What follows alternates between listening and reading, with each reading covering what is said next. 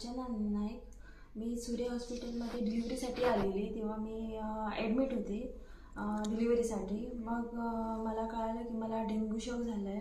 म्हणून तेव्हा मला सूर्य हॉस्पिटलमधून मणिपाल हॉस्पिटलमध्ये आले. तेव्हा मी खूप क्रिटिकल कंडिशनमध्ये होती आणि मी खूप मला तर काहीच कळत नव्हतं काय झालं शुद्धीवरच नव्हती. जेव्हा मी इथं मणिपाल हॉस्पिटलमध्ये आणले तेव्हा बिवरे सर आणि जे स्टाफ होते त्यांनी ट्रीटमेंट चालू केले. ट्रीटमेंट चालू झाली की मी शुद्धीवर आली. मग मला ICUमध्ये शिफ्ट होते मी. तेव्हा 2 दिवस मी ICUमध्ये होती.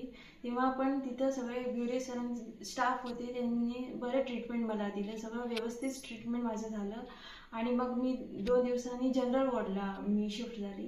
तेव्हा सगळं मी बिवरे सर आणि त्याचे स्टाफचं आणि खूप धन्यवाद मी त्यांना सांगते.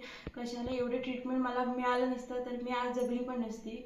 आज सगळं ट्रीटमेंट इथं मणिपाल हॉस्पिटलमध्ये सगळं ट्रीटमेंट सगळं व्यवस्थित आहे आणि कुणाला एमर्जन्सी काय असेल तर इथं आलं तर त्यांना 100% ट्रीटमेंट मिळणारच आणि ते बरे पण होणार आणि मी पण बरीच होऊन आली त्यामधून. म्हणून मी मणिपाल हॉस्पिटलचं आणि बिवरे सराचं आणि त्यांच्या स्टाफचं अगदी मी धन्यवाद मानते.